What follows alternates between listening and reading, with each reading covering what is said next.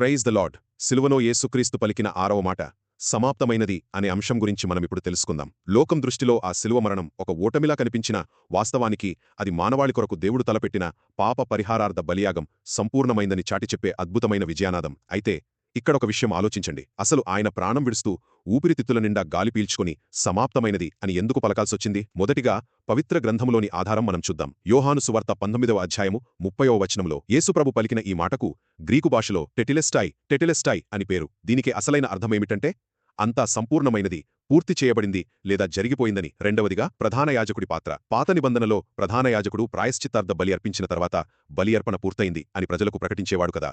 అచ్చం అదేవిధంగా ఇక్కడ మహాప్రధాన యాజకుడైన యేసుక్రీస్తు దేవుని ప్రణాళికను నెరవేరుస్తూ తనను తాను బలిగా అర్పించుకుని ఆ త్యాగం పూర్తయిందని లోకానికి తెలియజేశారు. చివరిగా సృష్టి ప్రతిస్పందన. సిలువ కింద ఉన్నవారు ఆయనను చేతకానివాడని, ఓడిపోయాడని హేళన చేశారు. కాని ఆ దైవకార్యానికి సృష్టి ఎలా స్పందించిందో తెలుసా? మధ్యాహ్నం 12 గంటల నుండి 3 గంటల వరకు కటిచీకటి కమ్మింది.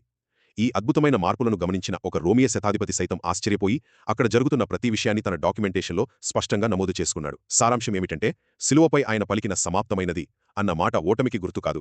అది మన రక్షణ కార్యపు సంపూర్ణతను చాటే అద్భుతమైన సజీవ సాక్ష్యం. మరింత ఆధ్యాత్మిక సమాచారం కోసం మా ఛానల్ని ఫాలో అవ్వండి మరియు దేవుని వాక్యాన్ని మీ స్నేహితులు మరియు కుటుంబ సభ్యులతో పంచుకోండి.